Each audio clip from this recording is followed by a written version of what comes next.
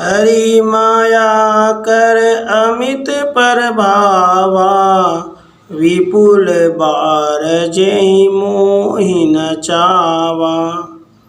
ब्रह्मा जी के मुँह तथा गर्भ भंजन की भागवत, ब्रह्मवैवर्त पुराण, शिव पुराण, स्कंद आदि पुराणों में बहुत सी कथाएं आती हैं। अकेले ब्रह्मवैवर्त पुराण में एकत्र कृष्ण जन्म खंड के 148वें अध्याय में ही उनके गर्भ भंजन की कई कथाएं हैं। एक तो उनमें से अत्यंत विचित्र है। कथा है कि एक बार स्वर्ग की अप्सरा मोहिनी ब्रह्मा जी पर अत्यंत आसक्त हो गई। वह एकांत में उनके पास आई और उनके आसन पर ही बैठकर उनसे प्रेम दान की प्रार्थना करने लगे।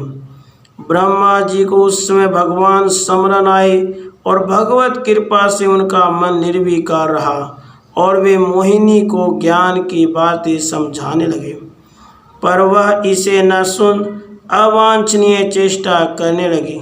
ब्रह्मा जी ने भगवान का स्मरण किया और तब तक सप्तर्षिगण सनक आदि के साथ वहां पहुंच गए, पर दुर्दैववशात अब ब्रह्मा जी को अपनी क्रिया, भक्ति तथा शक्ति का गर्व हो गया।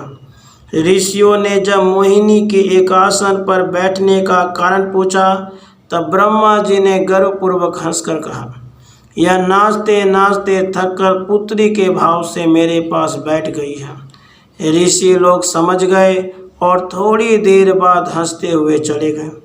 अब मोहिनी का क्रोध जागृत हुआ। उसने शाप दिया, तुम्हें अपनी निष्कामता का गर्व है और मुझ शरणागता का तुमने उपहास किया है, इसलिए न तो तुम्हारी संसार में कहीं पूजा होगी और न तुम्हारा यह गर्व ही रहेगा। वह तुरंत वहां से चलती बनी। अब ब्रह्मा जी को अपनी भूल का पता चला। वे दौड़े हुए भगवान जनार्दन की शरण में वैकुंठ पहुँचे। वे भी अपनी गाथा तथा साप आदि की बात सुना ही रहे थे। तब तक द्वारपाल ने प्रभु से निवेदन किया, प्रभु, बाहर दरवाजे पर अमुक ब्रह्मांड के स्वामी अष्टमुख ब्रह्मा आए हैं और श्री चरणों का दर्शन करना चाहते हैं। प्रभु की अनुमति हुई। अष्टमुख ब्रह्मा ने आकर बड़ी श्रद्धा से अत्यंत दिव्य स्तुति सुनाई। ब्रह्मा जी को इन ब्रह्मा के सामने अपनी विद्या, बुद्धि, शक्ति, भक्ति सब नगण्य दिखी। उसके बाद ये 8 मुख के ब्रह्मा जी चले गए।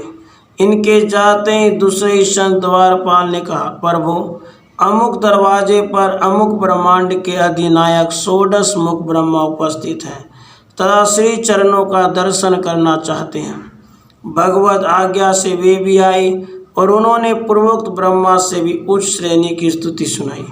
इसी प्रकार एक एक करके 16 मुख से लेकर सहस्र मुख ब्रह्मा तक पहुँचते गए और उत्तरोत्तर उत्कृष्टर शब्दावलियों में अपना स्तोत्र सुनाते गए। उनकी योग्यता और निरभिमानिता देखकर अपने को प्रभु के तुल्य ही मानने वाले ब्रह्मा जी का गर्भ गलकर पानी हो गया। फिर भगवान ने गंगा स्नान कराकर उनके गर्भजनित पाप की शांति कराई। राधे कृष्ण, राधे कृष्ण।